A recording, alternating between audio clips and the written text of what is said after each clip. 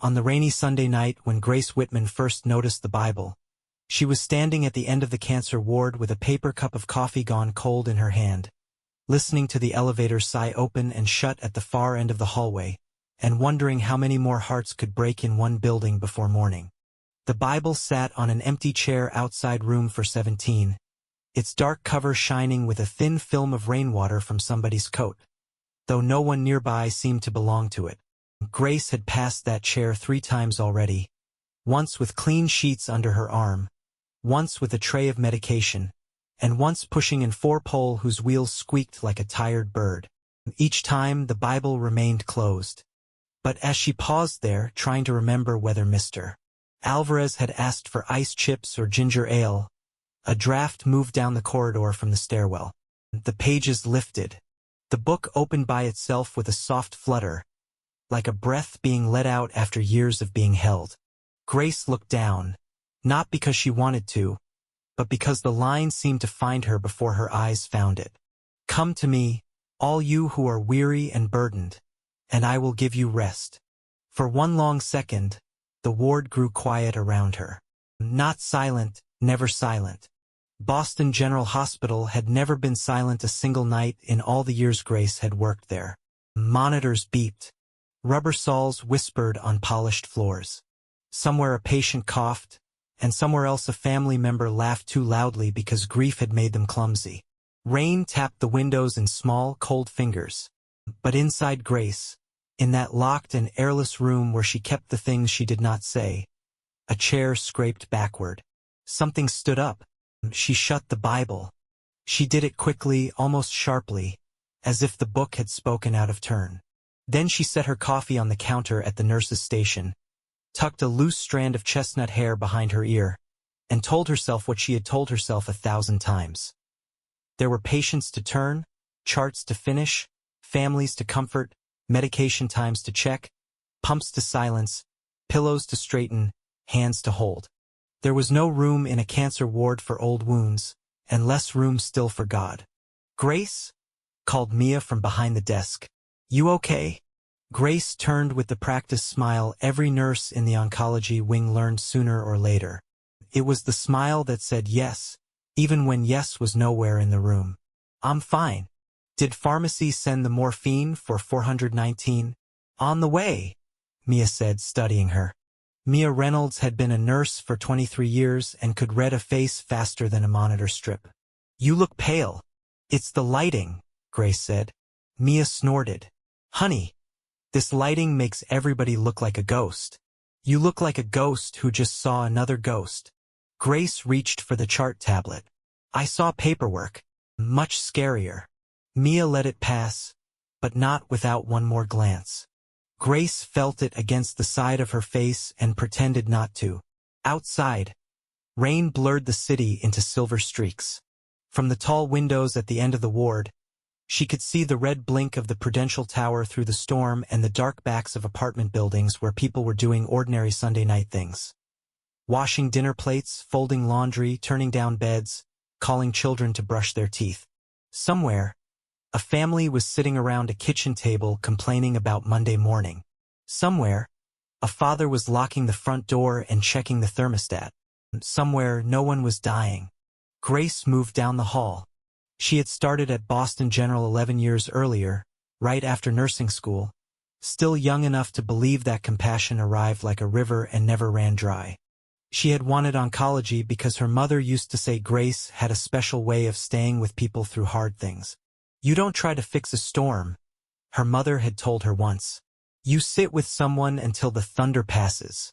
At 23, Grace had carried that sentence into the ward like a lantern. She had learned the names of spouses, dogs, gardens, grandchildren, old songs, favorite soups, and fierce patients were too proud to tell their own children. She had watched bald heads bend over crossword puzzles and trembling hands lift styrofoam cups. She had seen people laugh with tubes in their arms and forgive old injuries with oxygen in their noses. She had seen rooms filled with prayers that seemed to rise and vanish into ceiling tiles. For a while, she believed those prayers mattered. Then her father died. Not suddenly. Sudden might have been kinder. Thomas Whitman had been a high school history teacher in Worcester, a man with gentle eyes and chalk dust on his cuffs, the kind of father who fixed porch steps, sang off-key in church, and left handwritten notes in lunch bags long after his children were too old for them. He had been diagnosed with pancreatic cancer in late October, just as the maples outside his house turned the color of fire. By Thanksgiving, he had lost weight. By Christmas, the belt he had worn for 20 years needed another hole. By March, Grace was measuring his pain in the small movements of his mouth. He had died on a rainy Thursday afternoon while Grace held one hand and her younger brother, Ethan, held the other. On the bedside table had been his Bible, open to the Psalms, and a yellow legal pad with half a letter written to them both. The letter ended mid-sentence. That was the part Grace could never forgive.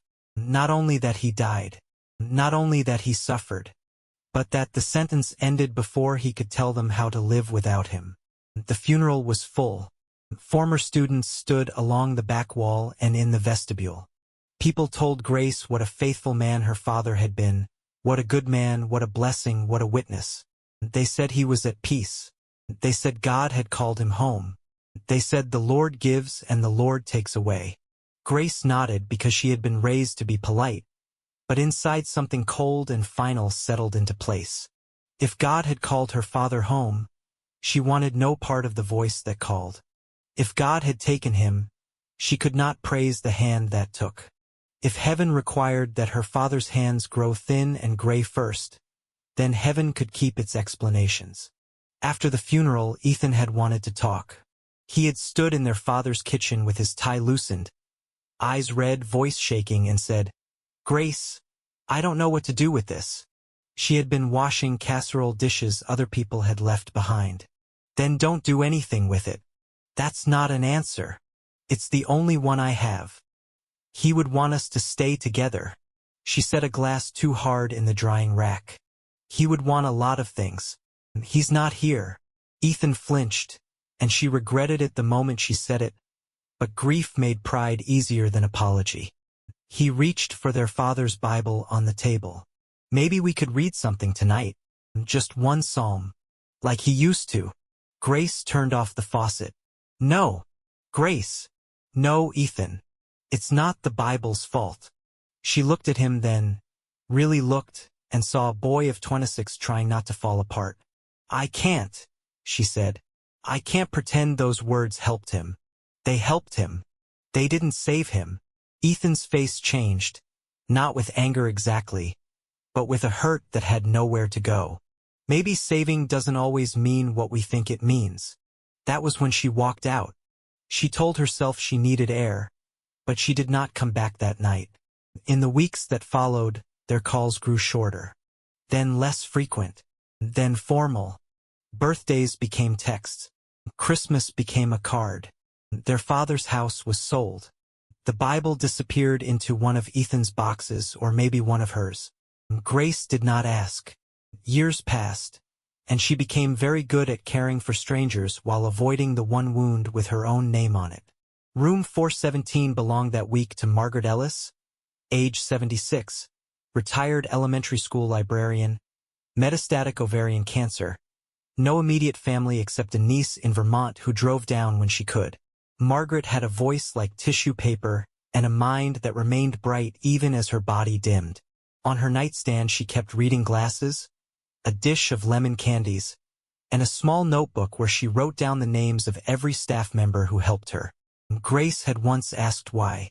"So I can thank God for you properly," Margaret had said. Grace had tucked the blanket around her knees. "You don't have to do that." "I know," Margaret replied. "That's what makes it a gift." Now Grace entered the room quietly. The lamp was low. Rain feathered the window. Margaret lay with her head turned toward the city lights. Her silver hair brushed neatly back. Her hands folded over the sheet as if waiting for a hymn to begin. "Evening, Margaret," Grace said, checking the 4-pump. "How's the pain?" Margaret opened her eyes. "Manageable. That's the polite word, isn't it? It's one of them. The impolite word is not fit for a librarian." Grace smiled. "I'll make a note." Margaret's gaze moved to the doorway. Was there a Bible on the chair outside? Grace's fingers stilled on the pump. I think so. Would you bring it in? Grace felt the old door inside her swing half an inch open. Of course. She stepped back into the hall. The Bible remained on the chair, closed again, harmless in its dark cover. She picked it up carefully, as though it might be hot, and brought it into the room. Margaret reached for it, but her hand trembled. It may be too heavy tonight, she admitted. I can set it on the table. No, Margaret said softly. Would you read a little? Grace's throat tightened. I'm not sure I'm the best person. Margaret looked at her with the irritating gentleness of people who have suffered enough to stop being easily fooled. Best person for reading words? You seem qualified. Grace gave a small laugh because the alternative was too visible. What would you like? Something short. A prayer, maybe. My mother used to read when storms kept me awake. I can't remember the words exactly, but I remember how her voice made the room feel less alone. Grace opened the Bible at random, not trusting herself to choose. Her eyes landed on Psalm 23. Of course they did. The one everyone knew. The one recited at hospital beds and gravesides, on sympathy cards, and in movies where people needed faith to sound familiar. She almost closed the book again.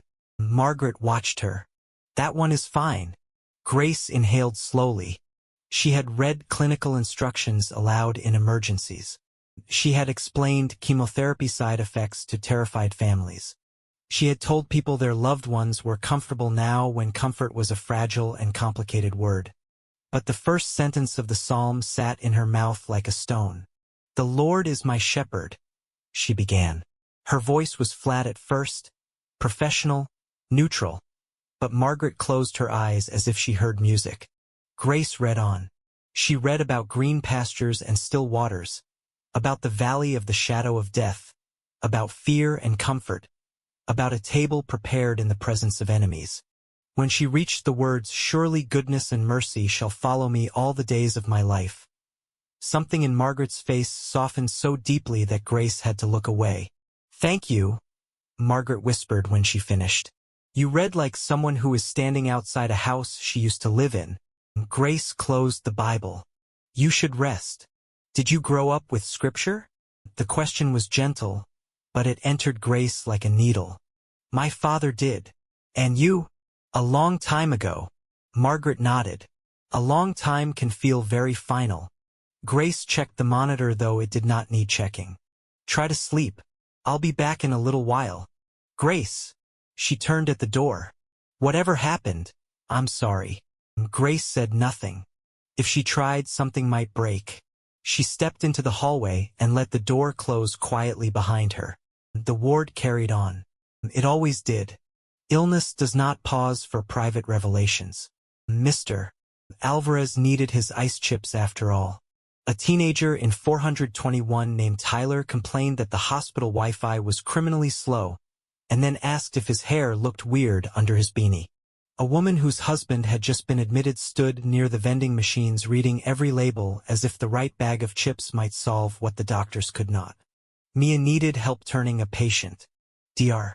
Feld came through with rain on his shoulders and dark circles under his eyes, asking for labs, muttering thanks, moving like a man held together by caffeine and purpose. Grace did her work. She moved from room to room, bringing water, silence, blankets, medication, and the kind of listening that did not ask people to be brave. She was good at this. That was the truth that both comforted and accused her. She could ease the fear in a stranger's eyes. She could remember that Margaret liked lemon candy and that Tyler hated grape gelatin. She could hold a wife's elbow when bad news made the floor tilt. But when her own brother called, she often let it go to voicemail. At 10:43 p.m., her phone buzzed in the pocket of her scrub jacket while she stood in the supply room counting saline flushes. The name on the screen was Ethan. For a moment, she simply stared. His calls had become rare enough to feel like events. She pressed decline. Then she stood very still among boxes of gloves and masks. A voicemail appeared. She did not listen. Instead, she returned to the hallway and nearly collided with a man carrying a bouquet of grocery store flowers wrapped in plastic. "Sorry," he said. He was in his 40s.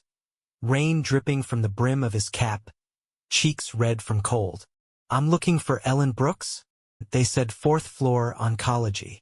"Room 408, Grace said. "Down the hall, left side." "Thanks." He glanced at the flowers and gave an embarrassed shrug. "They're not much." Grace looked at the daisies, some petals bent, one stem broken. "They're flowers on a rainy night. That counts for something." The man's face warmed. "She always says God likes ordinary things best." Grace did not know what to do with that, so she nodded and stepped aside. By midnight, the rain had become heavier, rattling against the windows like thrown rice. Families began to disappear into uncomfortable chairs and uneasy sleep. The ward lights dimmed. Night nurses understand that hospitals after midnight become a country of whispers. People confess more in the dark. Pain seems larger. Hope, when it comes, often comes quietly. Grace returned to Margaret's room with medication. Margaret was awake. "I thought you'd be sleeping," Grace said. "So did I." Grace adjusted the drip. "Pain? A little. Mostly thoughts. Those are harder to dose." Margaret smiled faintly. "Yes." Grace checked her vitals. The numbers were not good, but not unexpected. Margaret watched the rain race down the glass. "Do you think," she asked, "that God minds if we are frightened?" Grace kept her eyes on the blood pressure cuff. "I think most people are frightened. That wasn't my question." Grace removed the cuff. "I don't know what God minds." Margaret turned her face toward her. "I think God minds when we pretend we are not." Grace folded the cuff slowly. "You should save your strength."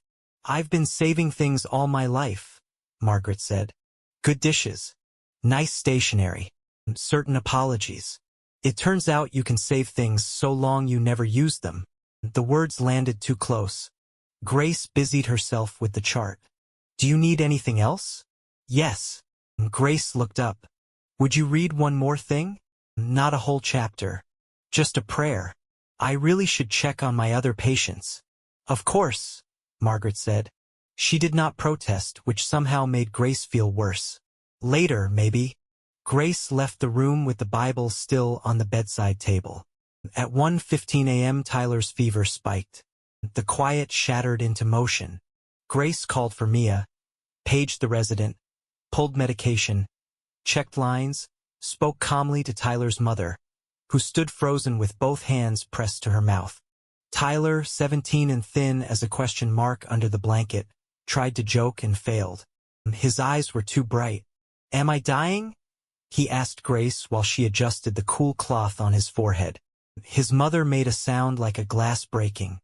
Grace leaned close enough that he could see her face and not the fear around it. "Right now you have a fever, and we are treating it. Right now I need you to breathe with me. That's nurse talk. It is very good nurse talk. I hate this. I know. No, I mean I really hate it. I know that too."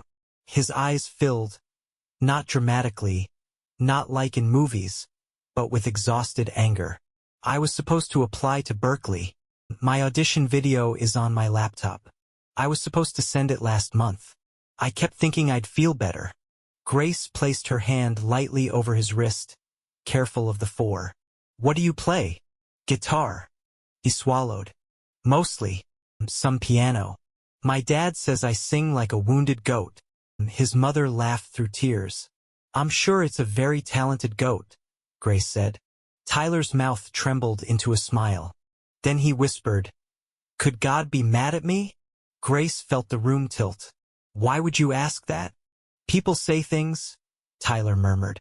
"Online. At school. Like sickness means something. Like punishment. Like if you pray right, you get better, and if you don't, maybe you didn't mean it." His mother stepped forward. "Tyno." Grace looked at this boy with fever in his cheeks and dreams trapped in a laptop bag beside his bed. She thought of every careless sentence people had spoken over suffering, every explanation thrown like a stone into a hospital room. She thought of her father's hands. No, she said, more sharply than she intended. Tyler blinked. Grace softened her voice. No, you are not being punished. You are sick, and it is unfair, and we are going to take care of you. But God, I don't have all the answers about God, Grace said, and it was the most honest thing she had said in years. But I do not believe God looks at a frightened kid in a hospital bed and gets angry because he is frightened. Tyler stared at her. You sure? Grace should have said something careful. She should have stepped back into professional distance. Instead, she said, I'm sure enough to tell you. His mother began to cry silently. Tyler closed his eyes. The fever did not break immediately. Pain did not vanish. Angels did not crowd the room. But the boy's breathing steadied, and Grace stayed until the medication began to work. When she left, Mia was waiting outside with 2 cups of fresh coffee. You looked like you needed one that wasn't dead, Mia said. Grace took it. Thanks. They stood in the hall, shoulder to shoulder, watching rain shine under the parking lot lights. You told that boy the truth, Mia said. I told him what I hope is true. Sometimes that's where truth starts. Grace gave her a tired look. Please don't get philosophical at 1 in the morning. I'm old. I'm allowed. You're 58. In hospital years, that's ancient. Grace almost smiled. Mia sipped her coffee. You know, when my husband died, I threw a hymnal across the living room. Grace turned to her. Oh yes, Mia said. Hardcover. Good distance. Nearly took out a lamp. I didn't know that. You never asked. Grace looked down. I don't mean that cruelly, Mia said. We work beside people for years and only know the parts they can carry into the building. There was a time I could not hear Amazing Grace without wanting to leave the room. People kept telling me God had a plan. I wanted to tell them what they could do with their plan. Grace let out a breath that was almost a laugh. I still believed, Mia continued, but I was furious.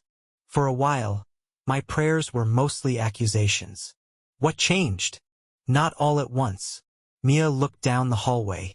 One day I realized I was tired of making my grief the only honest thing about me.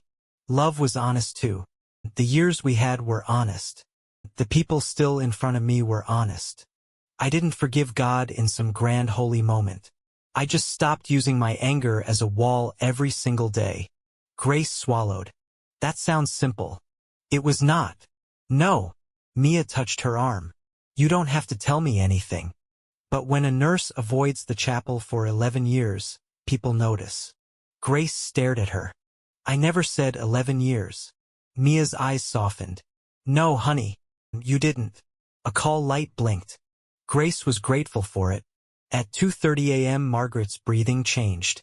Grace heard it before the monitor confirmed it. Nurses learn the sound. It is not always dramatic, not always loud. Sometimes it is a small distance opening between one breath and the next. She entered the room and found Margaret awake. Eyes clear, face pale in the low light. It's getting close, isn't it? Margaret asked. Grace sat beside her. There were answers designed to protect patients, and there were answers designed to honor them. Yes, she said. I think it may be. Margaret nodded. A tear slipped sideways into her hair. I thought I was ready. Ready can still be afraid. I have no children, Margaret whispered. I taught so many. Remembered all their birthdays. Sent books when they graduated. But tonight I keep thinking there will be no one who carries my laugh in their face. Grace reached for her hand. People carry you in other ways. Margaret looked at her. Do they? Yes, Grace said. Every child who learned to love stories because of you. Every person who felt seen. That doesn't disappear. Margaret closed her eyes. Would you do something difficult? Grace already knew. Would you read a prayer? Margaret asked. Out loud. Not as a nurse. As a person. Grace's mouth went dry. The Bible lay on the table between the lemon candies and reading glasses. The cover looked darker in the lamplight. She could say no. She could call the chaplain. She could wake the on-call priest, pastor, volunteer, whoever had the official permission to put holy words into rooms like this. She could protect herself. Margaret's fingers tightened weakly. Please. I don't want the last voice I hear to be only the machine's. That was the moment Grace understood that refusing would also be a choice of faith, though a bitter one. It would be faith in the wound. Faith in absence. Faith in the belief that because one prayer had not ended the way she begged, no prayer could ever be trusted again. She picked up the Bible. What should I read? Margaret's eyes were closed. Whatever opens. Grace almost smiled at the danger of that. She let the pages fall. They opened near the Gospel of John. Her eyes found words underlined in faint pencil. Peace I leave with you. My peace I give you. I do not give to you as the world gives. Her voice broke before she finished the line. Margaret opened her eyes. Grace tried again. She read slowly. And this time the words did not sound like a promise that suffering would never come. They sounded like someone standing in the room where suffering had already entered, refusing to leave. She read the verse twice because Margaret whispered, "Again." Then Margaret asked, "Can you pray?" Grace froze. "Just a short one," Margaret said. "No fancy words. I haven't prayed in a long time." "Then God has missed your voice." Grace looked at their joined hands. She thought of her father at the kitchen table, bowing his head over burned toast and grocery store coffee. She thought of Ethan, standing alone with a Bible in his hands. She thought of the chair outside the room, the page falling open, the line she had slammed shut. "I don't know how." "Yes, you do," Margaret whispered. "Tell the truth." Grace closed her eyes. At first nothing came. Only rain. Only machines. Only the ragged breath of a dying woman and the old anger rising up to stop her. Then Grace spoke in a voice so small she barely recognized it. "God, I don't know what I'm doing." Margaret's thumb moved against her hand. "I don't know why some people suffer so much. I don't know why good people get sick. I don't know why prayers sometimes feel like they hit the ceiling and fall back on us. But Margaret is afraid, and she is tired, and she needs peace. So if you are here, please let her know. Please let her not feel alone. Please be kind to her. Please be what I can't be." She stopped. Her chest hurt. Margaret's face had changed. Not healed. Not young. Not rescued from the valley. But unguarded. Peace, when it came, did not make the room bright. It made the darkness less empty. "That was a good prayer," Margaret whispered. "It was a desperate prayer. Most good ones are." Grace laughed once, but tears came with it. She wiped them quickly. "Will you stay?" Margaret asked. "Yes." For the next hour, Grace stayed. Margaret drifted in and out. Once, she spoke a name Grace did not know. Once, she asked whether the library windows were open. Once, she hummed 3 lines of an old hymn and forgot the 4th. Grace remembered it from childhood before she could stop herself. "Turn your eyes upon Jesus," she sang under her breath, barely more than air. Margaret's lips moved with the words. Grace had not sung a hymn since her father's funeral. The melody trembled inside her, carrying dust, pew cushions, winter coats, her mother's alto voice, Ethan's boyish whisper, and her father's hand resting open on his knee. She sang only a few lines. That was all she could manage. But Margaret heard. When the final breath came, it came quietly, almost politely, as if she had stepped through a door she did not wish to slam behind her. Grace sat holding her hand until Mia entered and rested a palm on Grace's shoulder. "She's gone?" Mia asked softly. Grace nodded. They completed the rituals that follow death in a hospital. Silencing machines, removing lines, washing gently, speaking respectfully, making calls, giving the body back its dignity. Grace had done these things many times. But tonight, as she smoothed Margaret's hair, she whispered, "Thank you," and did not know whether she was speaking to Margaret or to God or to the part of herself that had not entirely died. Afterward, she walked down the hallway with the Bible pressed against her chest. The empty chair outside room 417 was still there. She placed the Bible on it, then picked it up again, unable to leave it. Her phone buzzed once more. Ethan. This time she let it ring until voicemail, but her finger hovered over the screen afterward. She opened the earlier message. His voice filled her ear, low and tired. Hey Grace. Sorry to call late. I know you're probably working. It's raining here, and I was in Dad's old box of Christmas stuff because Lily needed something for a school project, and I found one of his notes. It made me think of you. No emergency. I just wanted to hear your voice. I know things have been weird for a long time. I miss you. That's all. Call me when you can.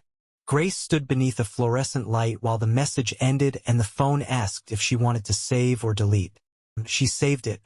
Then she listened again. Lily was Ethan's daughter, 9 years old now. Grace had seen her 4 times in person. 4. She knew this because shame counted what love avoided. Lily had her grandfather's eyes, or so Ethan said. Grace would not know. She had missed birthdays because of shifts, then because of exhaustion, then because absence became easier to continue than repair. At 4:05 a.m. Grace finally entered the chapel. It was small and tucked between the surgical waiting area and a corridor that led to administrative offices. Easy to miss unless you needed it or were avoiding it. The door was heavy, the handle worn smooth by frightened hands. Inside, the chapel smelled faintly of wax and old wood. A row of simple chairs faced a wooden cross mounted on a pale wall. There was no stained glass, only a narrow window where rain traced trembling lines against the dark. Someone had left a knitted prayer shawl over the back of a chair. Someone else had placed a folded note in the prayer box. Grace stood just inside the door, Bible in hand, and felt foolish. She had imagined, during all the years she avoided this place, that if she ever came in, something would happen. She would feel peace or rage or nothing. But what she felt first was exhaustion. Bone deep, soul deep, the kind of tired sleep does not fix. She sat in the back row. For a while, she listened to the rain. Then she spoke into the dim room. I'm still angry. The words sounded harsh in the chapel but also clean. I'm angry that Dad prayed and suffered anyway. I'm angry that Mom had to learn how to sleep alone. I'm angry that Ethan became someone I could only text on holidays because I couldn't stand looking at his grief. I'm angry that people keep dying in rooms with Bibles on the tables and songs in the air. I'm angry that I have spent years helping everyone else say goodbye while refusing to say it myself. Her voice rose. And I am angry at you. No thunder came. No light flickered. The cross on the wall remained wood and shadow. Grace gripped the Bible until her knuckles hurt. He loved you. My father loved you. He taught Sunday school when he was tired. He shoveled the church steps after snowstorms. He forgave people who didn't deserve it. He believed you were good. And you let him die scared. The last word broke open. She bent forward, one hand over her mouth, and the grief she had disciplined for years finally escaped its cage. It did not come beautifully. It came with shaking shoulders and ugly sounds she would have hidden from any patient. She cried for her father's unfinished letter, for Ethan's standing in the kitchen, for her mother's quiet loneliness, for Margaret's lemon candies, for Tyler's fever, for every room where she had felt both necessary and helpless. She cried because she had been strong so long that strength had become another name for being alone. At some point she slid from the chair to her knees, not because she planned to kneel, but because her body had no other architecture left. I needed you, she whispered. I needed you to stop it. The chapel held her words. Then, beneath the rain, a memory came. Her father in the hospital bed. March light thin on the curtains. His face worn with pain, but his eyes still his own. Grace had been adjusting his blanket angrily because the hospice nurse had not tucked it right. He had watched her and said, Gracie. She had pretended not to hear. Gracie, look at me. She had. He lifted his hand, and she took it. His skin was warm, dry, fragile. I'm not scared because I think God will keep me from dying, he said. I'm scared And I believe he'll be with me. Those are different things. She had hated him for saying it, or hated that he could say it, or hated that she could not follow him there. Now, kneeling in the chapel, Grace remembered the next part. The part she had buried because it ruined the simplicity of her anger. Her father had squeezed her hand and whispered, "Don't let pain make you suspicious of love." She covered her face. The chapel door opened behind her. Grace stiffened, wiping at her cheeks. But it was only the night janitor, a broad-shouldered man named Samuel who polished floors with the patience of a monk and knew every vending machine by temperament. "Oh," he said softly, "forgive me. I didn't know anyone was in here." "It's fine," Grace said, though her voice gave her away. Samuel hesitated. He was perhaps 60, with close-cropped gray hair and kind eyes. Grace had seen him for years, usually with a mop bucket, sometimes humming hymns under his breath in the elevator. "I can come back," he said. "No, I should go." But she did not move. Samuel stepped inside, not too close. "You want me to sit, or you want me to disappear?" The question was so practical that Grace almost laughed. "I don't know." He nodded as though this were perfectly acceptable. "Then I'll sit over here and not talk unless you do." He sat 3 rows away, folded his hands over the handle of his mop, and looked at the cross. For several minutes they listened to the rain together. "My father died," Grace said finally. Samuel nodded slowly. "Recently?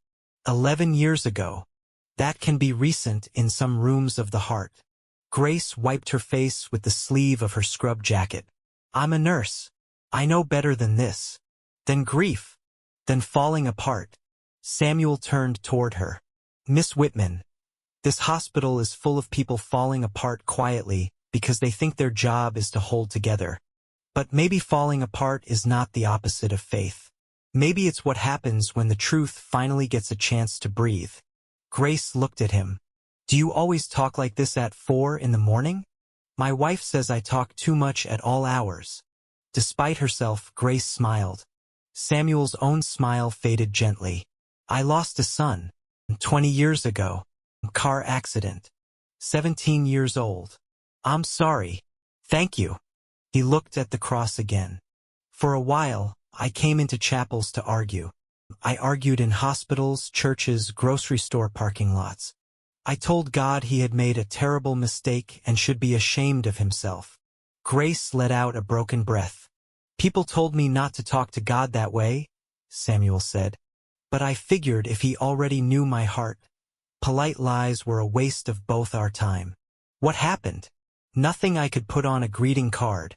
Samuel's hands tightened slightly. "My son did not come back. My wife and I still had an empty chair at the table. But one day, years later, I was cleaning a room after a patient went home, and I found a crayon drawing under the bed. A little girl had drawn herself with no hair, holding hands with a man in a robe. She wrote, 'Jesus came with me,' spelled Jesus wrong." He smiled faintly. "I sat on that hospital floor and cried like a baby. Not because it answered everything. It didn't. But because I realized I had been asking why love did not prevent all pain, and maybe I had missed the miracle that love enters pain and refuses to leave." Grace looked down at the Bible in her lap. Samuel stood slowly. "I won't tell you what to believe. That's between you and the one you're angry with. But I will say this. Bitter service will drain you until the people you help become witnesses to your emptiness. Compassion has to pass through you before it reaches anyone else. Let it touch you too." He picked up his mop bucket. At the door he paused. "Your father. Did he love you well?" Grace closed her eyes. "Yes." "Then some part of what he gave you is still doing God's work." After Samuel left, Grace remained in the chapel as the rain softened. She opened the Bible again. This time not at random. She turned to the line from the chair and read it slowly. "Come to me, all you who are weary and burdened, and I will give you rest." She had always heard that verse as an offer made to people who knew how to come. People with clean faith. People who still prayed without flinching. People like Margaret, perhaps, or her father. But tonight the words felt less like a requirement and more like a hand extended into a locked room. All you who are weary, not all you who understand, not all you who are unangry, not all you who have forgiven heaven. Weary was enough. Grace sat with that until the first gray suggestion of morning touched the window. At 5:30 a.m. she called Ethan. He answered on the fourth ring, voice thick with sleep and alarm. "Grace, nothing's wrong," she said quickly. "I mean, not an emergency." There was a rustle of sheets. "Are you okay?" "No." "Yes. Maybe. I'm at work." "At 5 in the morning? Night shift, right?" "Sorry. I forgot." They were quiet, both of them standing on opposite sides of years. "I got your message," Grace said. "Oh, yeah. I'm sorry if it was weird." "It wasn't." Another silence. Grace pressed her fingers against her eyes. "Ethan, I'm sorry." His breath changed. "I'm sorry I left you in Dad's kitchen. I'm sorry I made you carry your grief alone because I didn't know what to do with mine. I'm sorry I turned every invitation into an obligation and every holiday into a text. I'm sorry I let Lily grow up with an aunt who was more like a rumor." Ethan said nothing for so long that Grace thought the call had dropped. Then he whispered, "I didn't know if you noticed." The sentence hurt more than accusation would have. "I noticed," she said. "I just didn't know how to come back." "You could have said that." "I know. I was angry too." "You should have been." "I didn't want to be." His voice broke. "You were all I had left of him in some ways, and then you were gone too." Grace leaned against the chapel wall. "I'm here now. Badly. Late. But I'm here." Ethan laughed once through tears. "That might be the most Whitman apology ever." She smiled, crying again. "Probably. Dad would have made us pancakes and forced us to talk. He would have burned the first batch. He always burned the first batch." They both laughed then, and the sound was fragile, but it was something living. "Can I come see you?" Grace asked. "Maybe next Sunday. After church or before or not church, whatever you want. I could bring lunch. I want to see Lily." Ethan was quiet. "She'd like that." "Would you?" "Yes," he said. "I'd like that." Grace held the phone with both hands. "I found a Bible tonight." "Of course you did. What does that mean?" "It means Dad is probably laughing somewhere." She shook her head, smiling through tears. "Don't make it weird. It was already weird when you called me from a hospital chapel at dawn." Grace looked toward the cross. The wood was still wood. The wall was still pale. But something in the room had changed, or something in her had. "I don't know what I believe," she said. "You don't have to solve it before breakfast." That sounds like something Dad would say. He wrote something like it once. Grace straightened. "What?" "In the note I found last night. It was for both of us. I think he wrote it before things got really bad. I can send you a picture." "Please." A moment later her phone buzzed. The image loaded slowly. Her father's handwriting appeared, slanted and familiar, on yellow paper. "My dear Grace and Ethan, if you are reading this after a hard day, eat something first. Grief is worse on an empty stomach. Do not try to understand everything at once. Love each other in small practical ways. Answer the phone. Take walks. Forgive slowly if you must, but begin. If faith feels impossible, do not fake it. Just leave the door unlocked. Christ is patient with locked doors, but he is gentle with unlocked ones. I have loved being your father more than anything God gave me to do." The letter continued beyond the photo, but Grace could not read through her tears. "He finished it," she whispered. "What?" "The letter. I thought it ended. The one by his bed. I thought he never finished telling us how to live without him." Ethan's voice softened. "Maybe he wrote more than one." Grace looked at the final visible line. "I have loved being your father." The sentence did not end everything. It did not undo death. It did not erase years. But it gave her one piece back. "I have to go," she said. "Shift change soon." "Grace." "Yeah. I'm glad you called." "Me too." After they hung up, she sat for another minute, then stood. Her body felt heavy, her eyes swollen, her scrubs wrinkled, and yet the hallway outside the chapel did not look quite the same. It was not transformed into paradise. The trash bins still needed emptying. The elevator still groaned. A doctor still hurried by with a phone against her ear, saying, "I need those results now." The world remained soaked in need. But Grace returned to the fourth floor carrying the Bible differently. Morning entered hospitals cautiously. It came first in the changing color of windows, then in the arrival of day staff with damp umbrellas and fresh voices, then in the smell of coffee beginning again. Families woke with stiff necks. Patients asked what time it was. Somewhere a baby cried from a different wing. Somewhere a cleaner laughed with a security guard. Life, stubborn and ordinary, resumed. Grace stopped outside Tyler's room. His fever had broken. He was asleep, beanie crooked, guitar pick necklace resting against his gown. His mother sat in the chair beside him, Bible app open on her phone, though she had fallen asleep before reading it. Grace pulled a blanket from the warmer and draped it over her shoulders. As she turned to leave, Tyler opened one eye. "Nurse Grace, go back to sleep. Did I say embarrassing stuff?" "Several deeply embarrassing things." He groaned. "Like what?" "You confessed to being a talented goat." His mouth twitched. "Tragic." Grace smiled. "Hey," he whispered. "Thanks for saying God wasn't mad." Grace paused. "You're welcome. Do you think he likes music?" "I think so." "Even wounded goat music?" "Especially."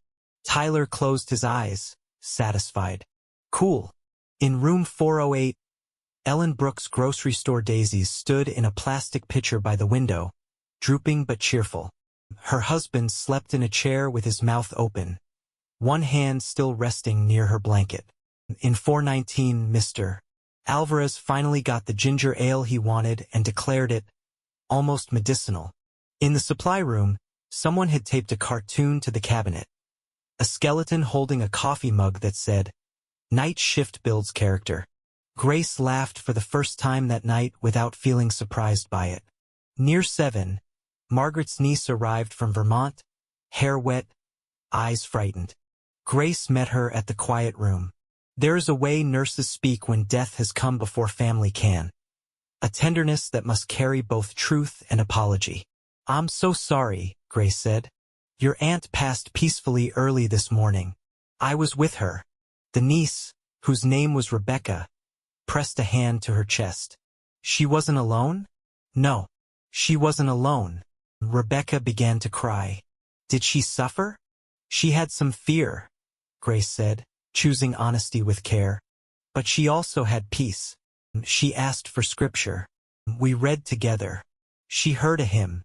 Rebecca covered her face. "She loved hymns." Grace nodded. "She told me about her mother reading during storms." Rebecca lowered her hands. "She told you that?" "Yes. She never talked about being afraid." "She did tonight." Rebecca looked toward the window where dawn turned the rain pale. "Thank you for staying." Grace thought of Margaret's hand in hers. "She helped me too." Rebecca did not ask how. Perhaps grief understands that some gifts cannot be explained immediately.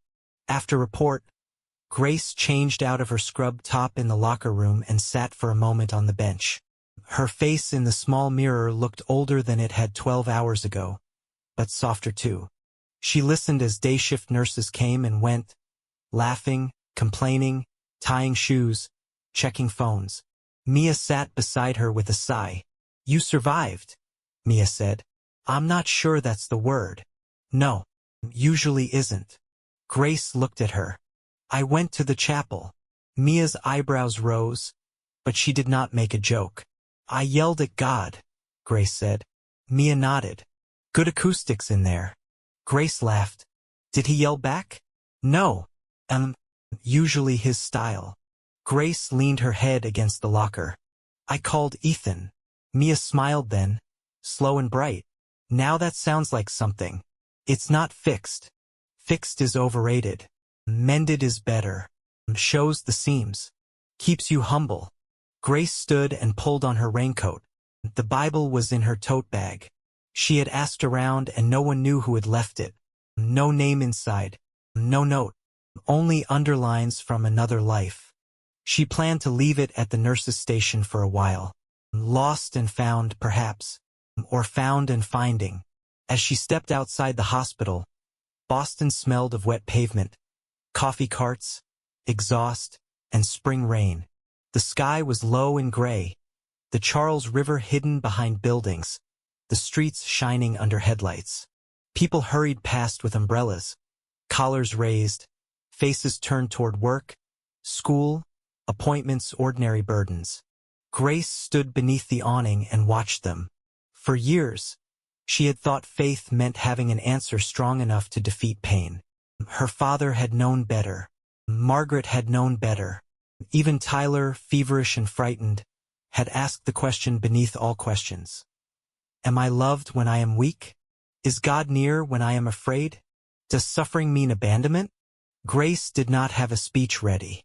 She had no grand certainty to post on a wall. But she had sat beside a dying woman and read peace into the room. She had knelt in a chapel and told the truth. She had called her brother.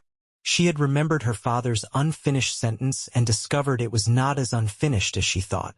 When the bus pulled up, she did not board. Instead, she took out her phone and texted Ethan. I'll bring pancakes Sunday. I promise not to burn the first batch. His reply came before she reached the corner.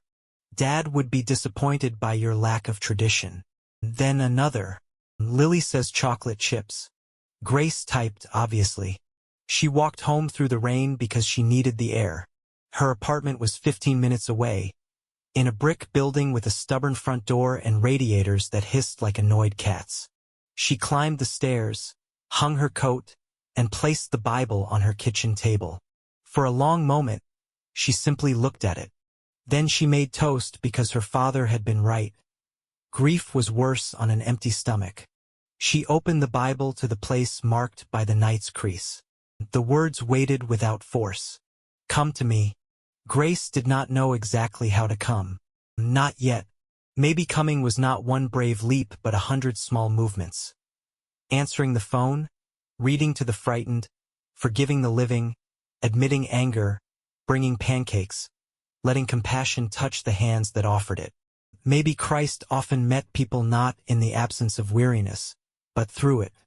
Through nurses with swollen eyes. Through janitors with mops. Through old women asking for prayer. Through brothers who kept calling. Through fathers whose love kept speaking after death. Through a Bible left on an empty chair in a hallway where rain tapped the windows and everyone was trying, in one way or another, to survive the night. Grace bowed her head, awkwardly, at her own kitchen table. Jesus, she whispered, and the name felt both strange and familiar, like a door key found in the pocket of an old coat. I'm tired. No answer came that she could hear. But the rain softened against the glass. The radiator hissed. Somewhere upstairs, a child laughed. Grace breathed in, breathed out, and for the first time in many years, she did not mistake silence for absence. She slept for 6 hours and dreamed of her father standing in a sunlit classroom, writing on the chalkboard. When he turned, he was younger and older at once, the way loved ones are in dreams. He did not explain heaven. He did not explain cancer. He only smiled and held up a piece of chalk. On the board behind him were 4 words. Begin with small love.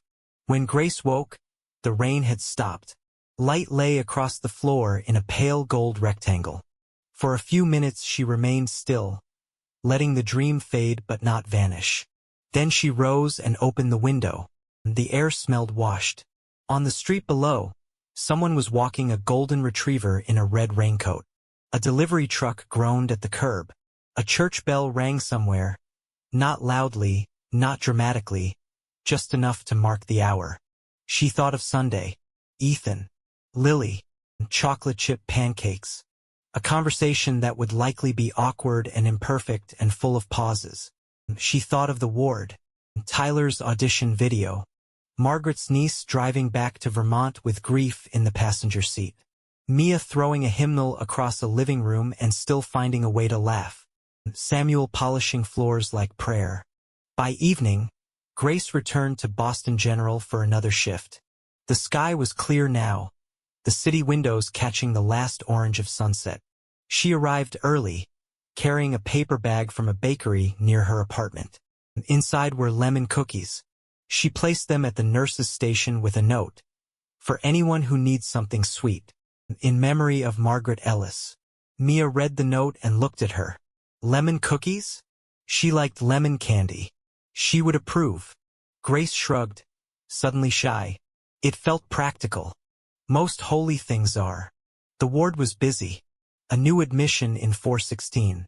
A discharge delayed by insurance. Tyler awake and arguing with his mother about whether recording an audition video in a hospital room was iconic or deeply embarrassing. Mr. Alvarez watching baseball with the volume too loud. The ordinary sacred chaos of bodies needing care. Grace placed the unclaimed Bible on a small shelf near the nurse's station. Not hidden but not displayed like a decoration. A sticky note on the cover read, "Found outside room 417. Ask charge nurse if yours." Through the night, she noticed people noticing it. A daughter waiting for test results touched the cover but did not open it. A resident glanced at it while rubbing his eyes.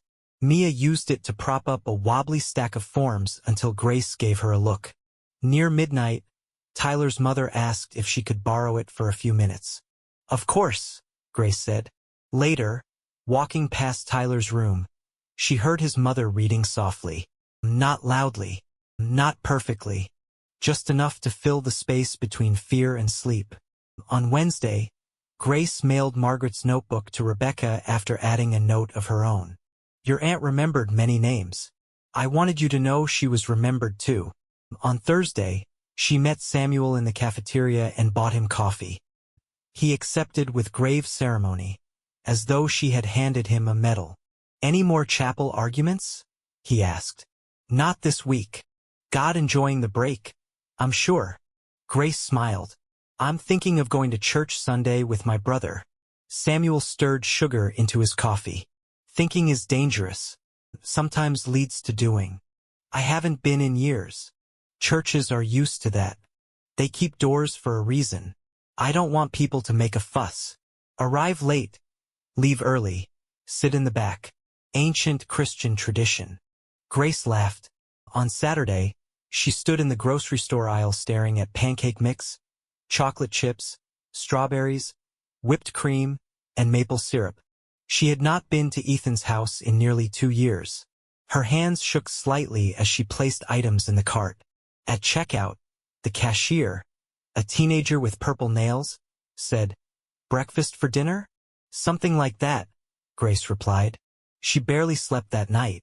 Sunday morning dawned clear and bright, the kind of New England spring day that pretends winter was only a rumor. Grace drove to Worcester with the groceries on the passenger seat and her father's old watch on her wrist.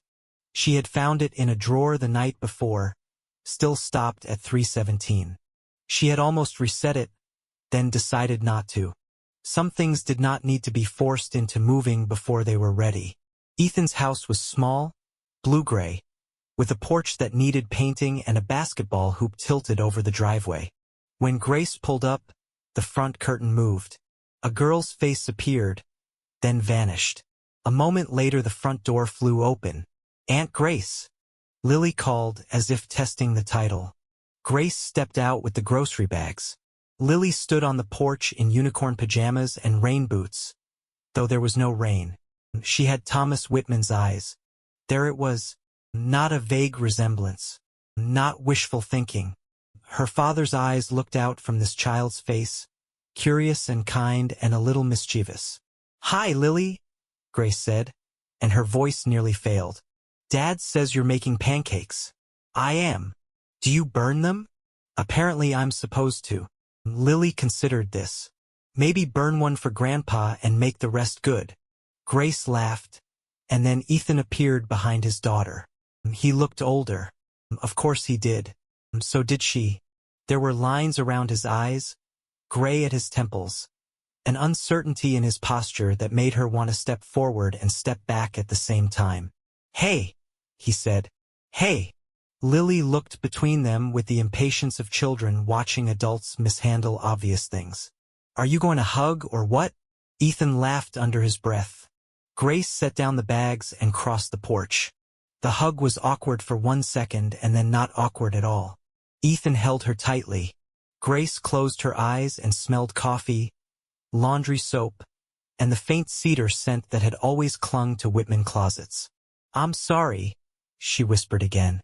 "I know," he said. "Me too." Inside, the house was full of evidence of life. School papers on the counter, sneakers by the door, a mug in the sink, a half-finished puzzle on the coffee table. On the mantel stood a photograph of their father holding newborn Lily. His face thinner than Grace remembered but lit with joy. She walked to it slowly. "He loved her," Ethan said behind her. "I can see that. He talked about you too, even near the end." Grace touched the frame. "What did he say?" "That you had healing hands and a stubborn heart." She smiled through tears. "Accurate. He said stubborn hearts are not bad. They just need better doors." Lily yelled from the kitchen.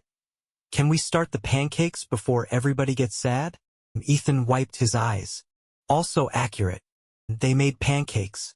The first one burned because Ethan turned the heat too high on purpose." Lily declared it Grandpa's pancake and placed it on a small plate in the middle of the table. Grace thought it might hurt, but instead it made the room feel full.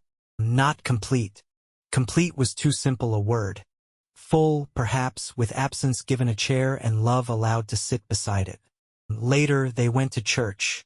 It was the same white-steepled church where Grace had grown up, though the carpet had been replaced and the youth room repainted. People recognized her slowly, then warmly, and most had the grace not to overwhelm her. She sat in the back between Ethan and Lily. The hymnal felt strange in her hands. When the congregation stood to sing, her voice did not come at first. Then Ethan began beside her, quietly off-key, exactly like their father. Grace opened her mouth. "Turn your eyes upon Jesus." The words trembled. Lily leaned against her side, following along with a finger under the line. Sunlight moved through plain glass windows. Dust floated in the beams. The song did not fix everything. Nothing that mattered was fixed so easily. But as Grace sang, she felt something within her turn. Not dramatically, not completely, but truly. Toward a mercy that had waited without forcing the door. After the service, an elderly woman named Mrs. Patterson took both Grace's hands and said, "Your father would be so glad to see you." Grace expected the sentence to wound her. Instead, it opened something warm. "I hope so," she said. Mrs. Patterson squeezed her hands. "He always said you cared like Jesus, even when you were too busy to notice." Grace laughed softly. "That sounds like him." That evening, after returning to Boston, Grace found herself back on the ward. She was not scheduled, but she had left a sweater in her locker and needed to pick it up. That was the reason she gave herself. In truth, she wanted to see the shelf near the nurse's station. The Bible was gone. For a moment, disappointment flickered through her. Then she saw a note in its place, written on hospital stationery. "Thank you. I needed this tonight. I will bring it back." No name. Grace folded the note and slipped it into her pocket. Weeks passed. Not perfect weeks. Grace still had hard nights. She still stood in bathrooms with her hands on the sink after losing patience. She still sometimes felt anger rise like weather. She still did not understand why Margaret died and Tyler lived, why some scans improved and others darkened, why prayers sometimes seemed answered before they were spoken and other times seemed to vanish into rain. But she no longer demanded that faith begin with explanation. Some days it began with showing up. Some days with a whispered "Lord, help." Some days with changing a bedpan gently. Some days with calling Ethan back. Tyler recorded his Berkeley audition video in the hospital family room with 2 nurses, 1 doctor, his mother, and Mr. Alvarez as unauthorized audience. His voice cracked on the second verse. He started over 3 times. On the 4th try, he sang an old spiritual his grandmother loved. His thin fingers steady on the guitar strings. His beanie pulled low over his head. Grace stood near the door and cried quietly where he could not see. When he finished, Mr. Alvarez shouted, "Better than a goat!" The video was sent. Margaret's niece wrote a letter saying she had started volunteering at her local library again because her aunt would have wanted books to keep moving. Samuel left a crayon drawing photocopied on the chapel bulletin board. A child holding hands with a man in a robe, the old picture he had once found under a bed. Under it, in Samuel's careful handwriting, were the words, "Love enters pain and refuses to leave." Mia, pretending not to be sentimental, taped the sentence inside the nurse's station cabinet where only staff would see it.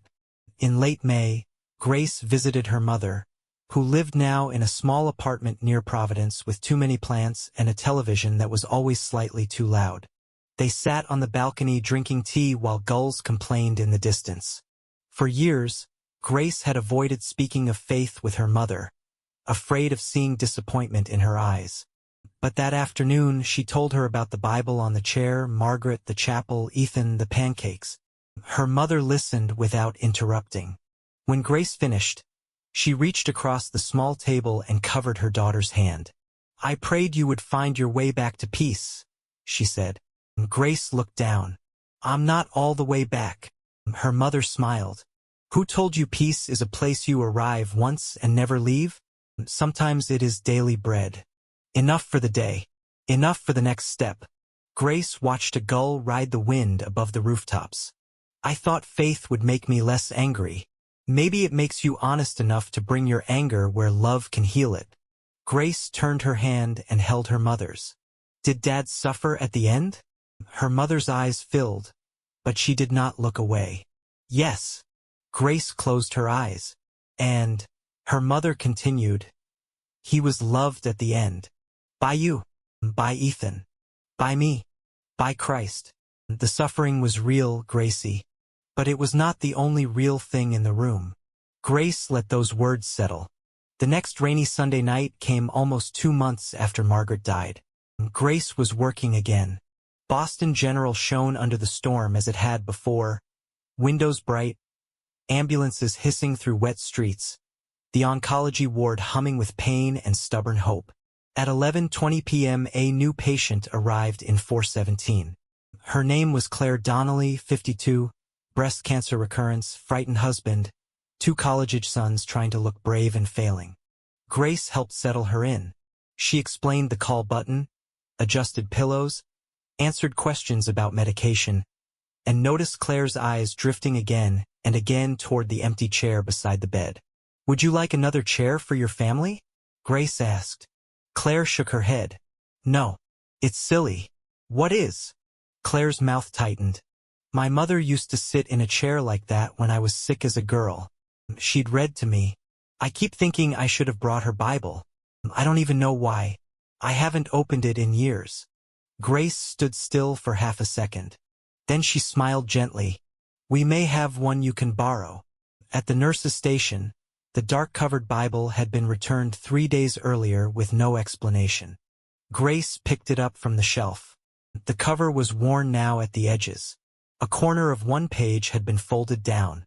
Many hands had touched it. She carried it into room 417 and placed it on the empty chair. Claire looked at it, then at Grace. "Thank you. Would you like me to read something?" Claire's husband glanced up, surprised. The sons grew quiet. Claire swallowed. "Maybe just a little." Grace opened the Bible. The pages fell not to Matthew, not to John, not to Psalms, but to a passage in Isaiah. She read softly about waters that would not overwhelm, fire that would not consume, a voice saying, "You are mine." As she read, Claire closed her eyes. Her husband took her hand. One son leaned against the wall and wiped his face with his sleeve. The other stared at the floor, jaw tight, listening. Grace's voice did not shake. Afterward, Claire whispered, "I thought I had to be stronger before I came back to God." Grace looked at the empty chair, then at the family gathered around the bed. She thought of a page opening in a draft, a dying woman saying tell the truth, a chapel floor beneath her knees, and her father's handwriting. Just leave the door unlocked. I don't think he waits for us to be strong, Grace said. I think he comes close when we are tired. Claire began to cry, and no one tried to stop her. Her husband kissed her knuckles. Her sons moved nearer. Grace stayed long enough to make sure the room felt held, then stepped out quietly. In the hallway, Mia was watching her. What? Grace asked. Mia shook her head. Nothing. That is not your nothing face. I was just thinking, Mia said. Your hands look different these days. Grace glanced down at them. They were the same hands. Clean, dry from sanitizer, one knuckle nicked from a supply box, nails short, veins faint beneath the skin. They had hung for bags, buttoned gowns, wiped tears, pressed gauze, carried coffee, held the dead, and reached again for the living. They're the same, Grace said. No, Mia replied. They're letting themselves be held. Grace did not answer. Down the hall, a monitor beeped. Someone laughed softly. Rain touched the windows. The city beyond the glass carried on, bright and broken, full of rooms where people waited for news, for forgiveness, for sleep, for courage, for a sign that love had not abandoned them. Grace walked toward the next call light. She did not walk as someone who had solved suffering. She walked as someone who had stopped requiring her heart to be stone in order to survive it. She walked with grief still inside her, but no longer enthroned. She walked with faith not as a speech but as a small flame cupped carefully in both hands. And somewhere behind her, in room for 17, a borrowed Bible rested open on an empty chair, its pages breathing softly in the draft, waiting for the next weary soul who needed a line to find them in the night.